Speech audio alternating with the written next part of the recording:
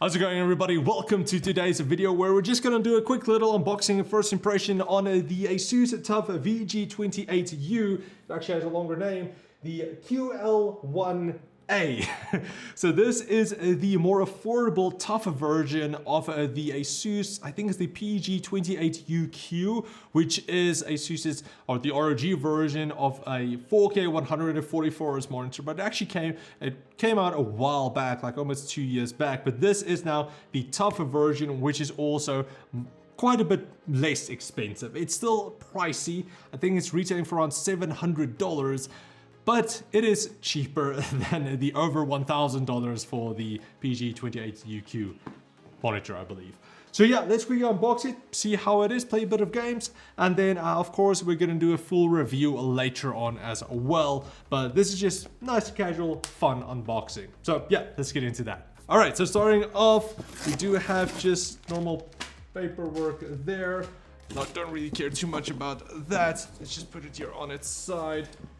You do have your HDMI cable, you do have your DisplayPort cable, your power connector, and then your power brick, which is quite large. So this thing is going to draw a bit of power. It's just white on the screen. There we go. There we have it. Remember, it's a choking hazard, so don't get it near most people apparently. Put it down for now and quickly get out the leg. Now, one difference that I've already seen is the Decepticon freaking crown V leg that you get. You also got it on the ROG monitors, but in some of the previous tough monitors, it hit the microphone there. It actually was still the square one, but now it is also the V shape, which does help with stability a bit more.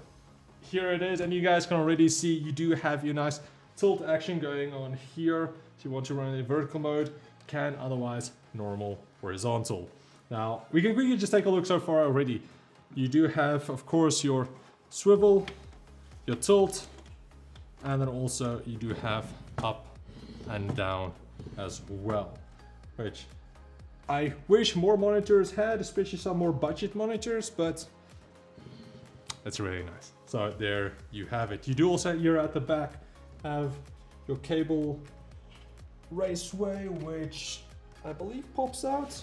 I'm not sure, I don't want to break it now, but imagine breaking it straight away. But of course you do also have your VESA mounts here as well. If you wanted to take it off this beautiful stand, you can, and mount it onto a wall. But so far, looks to be pretty stable. It does jump back, so shouldn't be a problem to have it on your table, even if your table is a bit wobbly. Alright, so here for your I/O, you do have your power connector right here, your USB hub. So if you want to connect that to your PC, you do have 2 USB ports here. You do have 4 HDMI cables. 2 of them, I believe, if I remember right, is HDMI 2.1. Then 2 of them are just HDMI 2.0. You have a DisplayPort version 1.4, and then also your headphone out port. Kensington lock here as well if you wanted to mount that, keep it secure. So I am happy to see 4 displays. I think it's always needed, but if you have like your laptop, your PC, your 2 consoles, then you're set to go. And additional, what else do you have? Maybe a Switch. You have all 5 devices that you can connect. And of course it is really handy that you do have HDMI 2.1 now, because you are gonna run it at 4K 144Hz. So you're gonna need that extra bandwidth that HDMI 2.1 adds. It is not a curved monitor, it's just plain straight, which is fine for me. Usually I like to go a bit bigger for a curve, like a 32-inch, but 28, it's pretty close, but I do like this size. It's actually perfect in the middle of there. All right, so let's quickly connect it up just for power. It is a 120 watts power adapter, so pretty large. So I was messing through the menu for a bit. I wanted to see before we got actually into the video, but it's a bit of a problem because if I go into the menu, everything is in Chinese. So I'll have to figure out what is language, because I have no idea which which one is language for. Alright, I did a quick search and it looks like it is just under the setup and there is language. So let's quickly see if I can find it. Just down, okay. There we go. Yes, I can read what's going on. Nice, HDMI 2.1. You can even quickly go over the menu. So you got your brightness, got your contrast, got your dynamic dimming zones. We can turn that on probably. See how that works.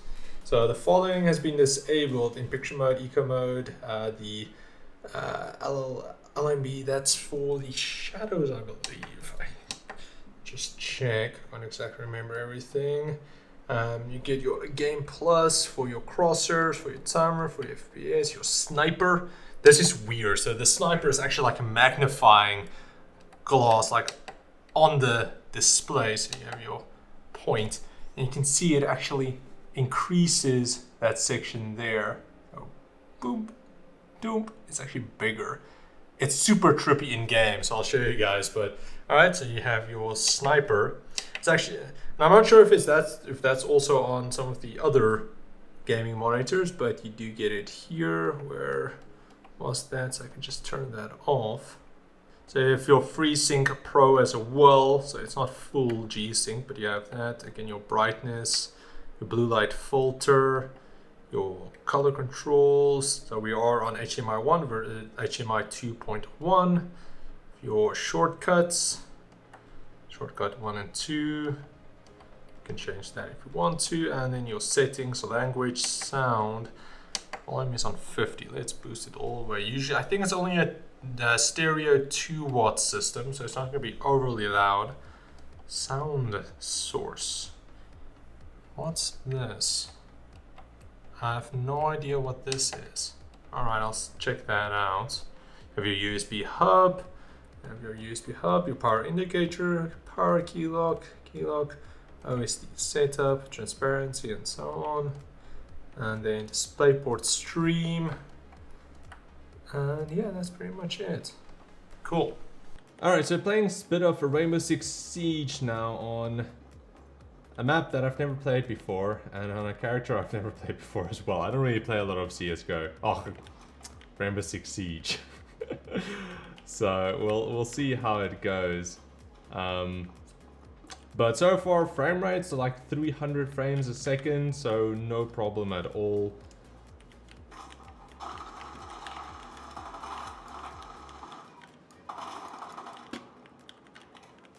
And my health is already kind of hurt there. But yeah, frame rate's not a problem. 300 frames a second here. Ooh. I'm actually really low on health.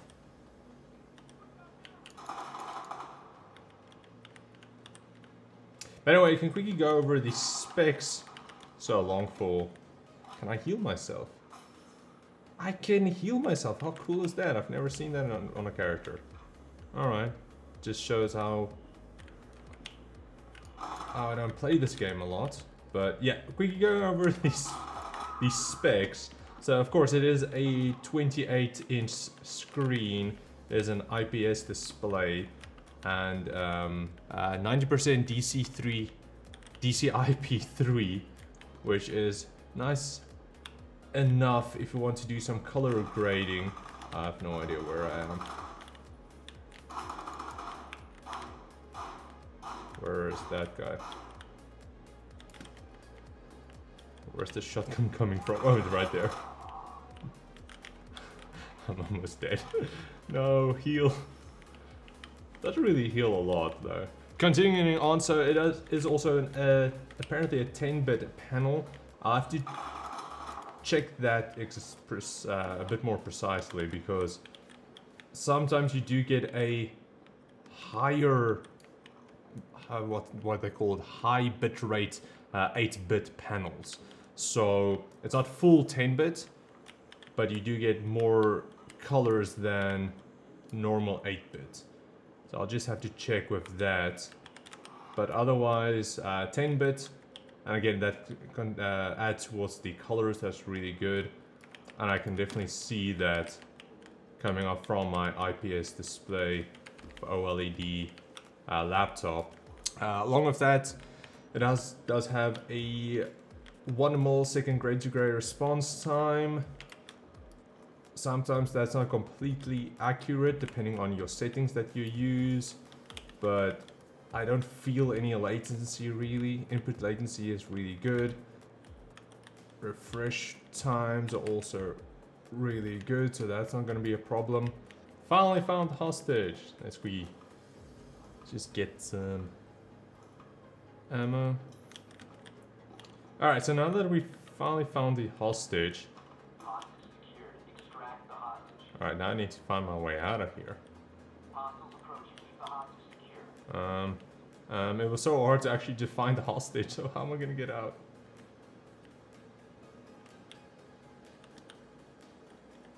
Can I go through here?